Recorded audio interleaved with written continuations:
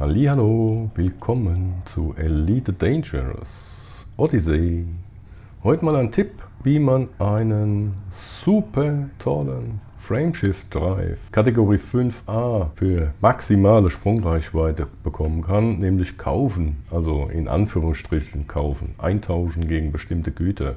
Und zwar gibt es das bei Technologiehändlern, und zwar denen für die Menschentechnologie. Dort gibt es das.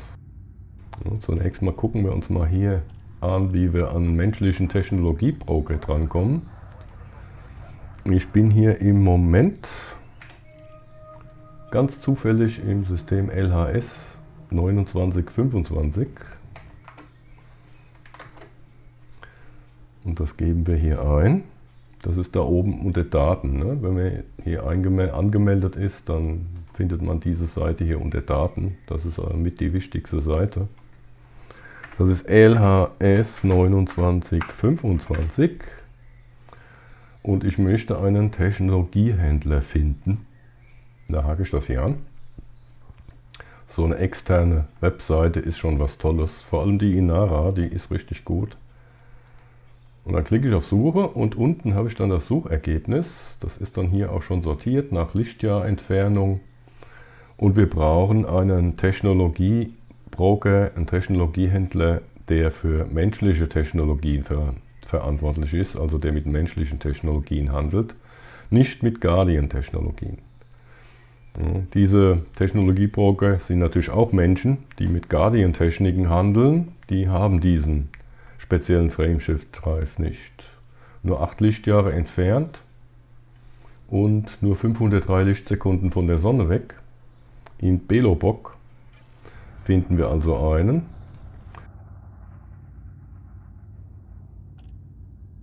Das heißt, da fliegen wir mal hin.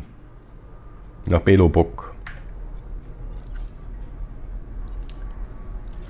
Da ist es, Belobog.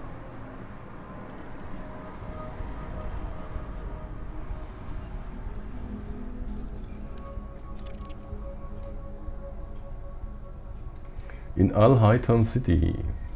504 Lichtsekunden weg. Ja, das werden wir mal routen. Setzen wir gleich mal die Route dahin. Ja, und dann geht's ab. So, da bin ich in der Station Al-Haytham City angekommen und unter Kontakte finden wir hier den Technologiebroker. Wir gehen hier auf die Ausstattung. Da sehen wir hier den augmentierte FSA V1 Klasse 5. Also das gibt es nur als 5er-Modul, als 5A-Modul.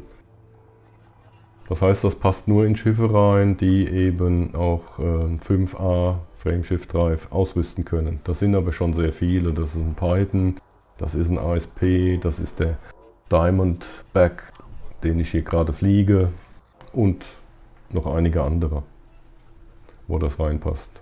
Und um den zu kriegen, müssen wir hier dem Technologiebroker hier diese Sachen präsentieren. Die muss er kriegen. 18 FSA Datencache Ausnahmen, 26 Tellur, 26 elektrochemische Detektoren und 28 chemische Prozessoren. Wer nicht weiß, wo man diese Sachen herbekommt, der kann gerne mal einen Kommentar hinterlassen mit einer kleinen Frage. Dann schreibe ich da gerne mal die Antwort auf den Kommentar, wie man an diese Sachen hier drankommt. Es gibt da mehrere Wege, das zu kriegen. Das sollte man also dann haben, sollte man schon mal mitgebracht haben, das habe ich jetzt schon mal dabei. Und dann kann ich sagen, Kernmodul freischalten. Und das ist jetzt via Ausstattung zum Kauf verfügbar. Das heißt, das ist jetzt in der Ausstattung zu finden. Als eingelagertes Modul. Das ist jetzt ja hier alles andere als einfach mittlerweile. Da unter Frameshift-Antriebe finden wir den jetzt. Ja, und das sind die Werte hier. Der hat eine schlechtere Intaktheit als der, den ich drin habe. Ja, der hat nochmal 10 Intaktheit, 10 Punkte weniger. Der hat allerdings noch eine kürzere Bootzeit. Ja, ich habe da nochmal in EQ Pegasi so einen liegen. Nochmal den gleichen, den ich gerade eingebaut habe. Und das beispielsweise Der hat eine optimierte Masse von 1785 Tonnen gegen 1692. Das heißt nochmal 100 Tonnen, knapp 100 Tonnen mehr. Und das bringt natürlich dann nochmal ein bisschen was an Sprungreichweite. Also im Moment habe ich hier unten 67,46. Und jetzt packe ich den statt diesem hier rein. Und hier muss man aufpassen. Standardeinstellung ist im Augenblick hier, es wird verkauft, das vorhandene Modul. Ich will ja auf keinen Fall auch meinen anderen Engineerten verkaufen. Da muss man also hier auf jeden Fall umschalten. Ich will es einlagern. Sonst ist es weg und verkauft. Das muss nicht sein. So, und jetzt habe ich hier 70 Lichtjahre, 70,7 Lichtjahre Sprungreichweite. Mit diesem Frameshift Drive.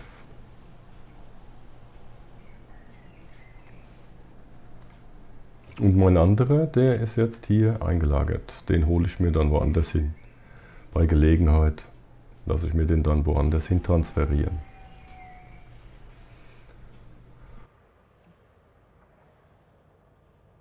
Der ist jetzt eingelagert worden. Und nicht etwa verkauft. Da muss man dann, wenn man das so macht, ein bisschen aufpassen. Allerdings, ich kann die Sprungreichweite noch weiter erhöhen. Ja, der hat noch keinen experimentellen Effekt jetzt, dem kann man also noch einen experimentellen Effekt verpassen. Dazu braucht man natürlich auch wieder ein paar Materialien und vor allem braucht man dann Zugang zu einem Ingenieur. Das ist zum Beispiel die Frau Fasie hier in Dekyat, zu einem Ingenieur, der Frameshift-Antriebe tunt. Das ist hier Dekyat, die Frau Fasie.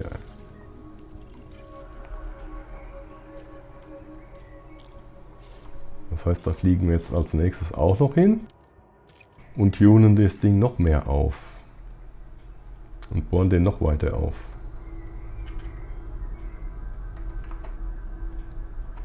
Ja, man kann ja gleich mehrere von diesen Frameshift Drives kaufen und kann die dann da liegen lassen erstmal. Und bei der Frau Fasie, wenn man dann da angekommen ist, kann man sie sich ja da liefern lassen, ja, in die Station und kann die dann da alle miteinander nochmal aufrüsten. Nochmal zusätzlich getunt und anschließend holt man sie sich eben dahin, wo man sie gebrauchen kann, um Schiffe damit auszurüsten. Da sind wir nun bei der Frau Fasie angekommen und da gehen wir in die Ingenieurwerkstatt auf FSA, Frameshift-Antrieb. Ja, da ist unser Frameshift Drive. 1785 Tonnen, 2 Sekunden Bootzeit, 84er Intaktheit. Und dann gehen wir da unten auf das, was er getunt ist. Das ist hier erhöhte FSA-Reichweite, die Überschrift. Da drauf und da klicken wir auf experimentelle Effekt.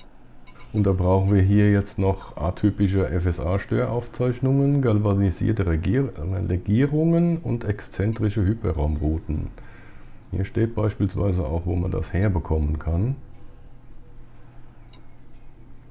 Ansonsten gerne nochmal in die